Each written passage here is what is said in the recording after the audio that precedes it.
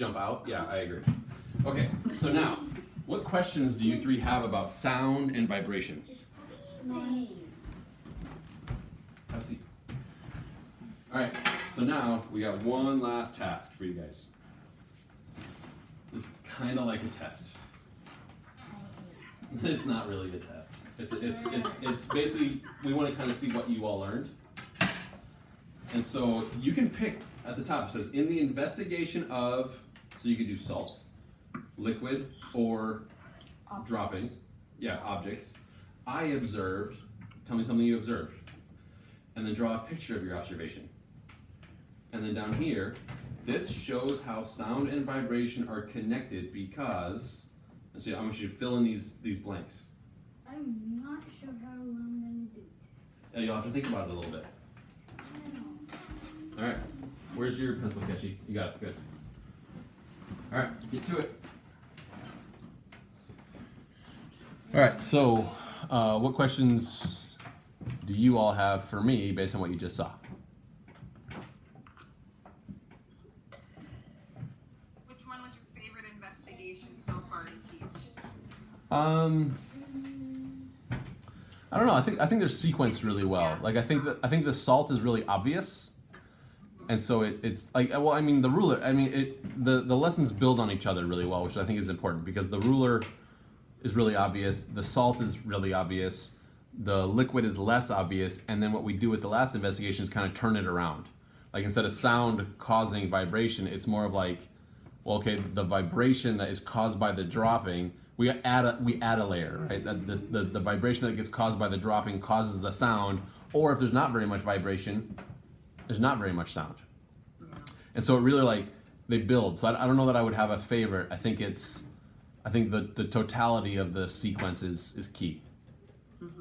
I thought it was really interesting that the kiddos grasped the vibration makes sound pretty well, but the how does sound cause vibration, like the inverse was a little more abstract for them. And so I think this last investigation ties that together. Right. Well, and I actually think that's why having the activities, like I think the way the NGSS is written is very much focuses on that sound causes vibration rather than vibration causes sound. But also, like, one of the reasons they grasp it so well is because the first two activities, like sound, the speaker's clearly making sound, which is causing vibration. So that's in there. That's the more concrete thing. The vibration causing sound, like, is a lot less concrete because it's hard for the kids to isolate vibration as a thing without, like, separate from sound. But sound separate from vibration. Well, we hear sound all the time, and we don't necessarily notice the vibration it's causing. Right. I mean, thought the engine idea. I think it might have been Yep. Cash. It might have been Cash. Was it Cash Yep. that was like, well, what about an engine? You know, feel that vibration, and then Yep. and then obviously there's a sound associated Yep. with that. So, way to go, buddy. Yeah. Do you think that you had to scaffold that last activity more because the kids they've been doing this for an hour? Oh yeah, for sure. Well, I think that's part of it. I do think that like that is one of the issues we're running into with all these lessons is that these are designed to be. This should have been 3 20-minute lessons, right? Which would be a way better approach, and you'd have an opportunity to revisit ideas. You can say, okay, what did we learn in our salt investigation yesterday? History, yep. And so like that kind of building and coming back to ideas reinforces that learning, and like asking kids to think hard for an hour is difficult, right? It's hard. So They did great, but they did a lot. Yep. That's a lot. I would love to know which one they enjoyed the most and which one they learned the most Yeah. from. What activity did you guys like the most?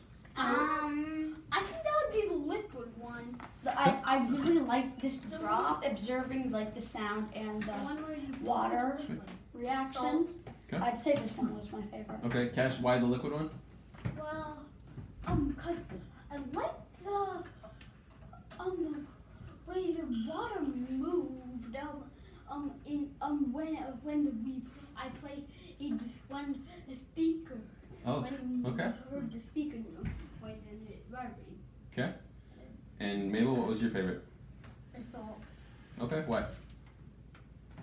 We all like a different one. Because That's it's good. kind of like sand and I like playing with sand. And I didn't know that like sound can move salt. Oh, okay, cool.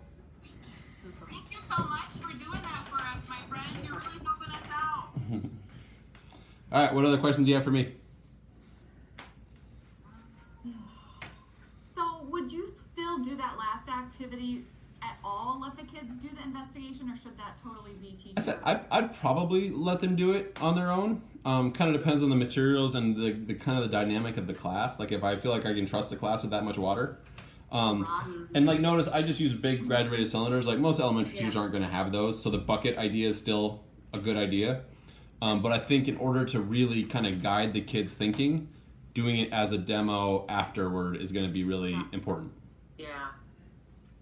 That seems to work well. Did you notice like a pattern with the iPad investigation? Like some of the first sounds they naturally gravitated to test after making the connection between sound and vibration. Like I would anticipate the kids would have gone right away to like really dramatic sounds to make a big effect. Not really. I mean, they kind of just did whatever was in front of them for the most part. Is what I noticed. I mean, they may have had particular ones. Like they were definitely like I noticed that especially Mabel was trying to use the same note all the time. And that's awesome. And I love that you came back and kind of pinpointed why is that important to do isolate one, but more basic. Do you think the iPads, it was like sensory overload? So you had 3 iPads and all of those sounds. If you had 15 iPads going, is that difficult for the kids to focus on their own? I don't think the kids had any trouble. I think teachers would have trouble with it.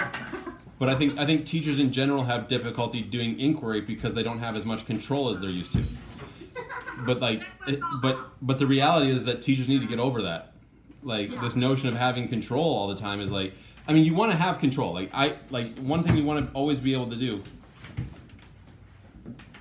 is to be able to get kids back on task like instantly, or to stop them instantly. And so like, you want to practice those routines in the beginning of the year so that you can do the more open-ended stuff and the louder stuff and the more disorganized stuff because that's good for them. Yeah.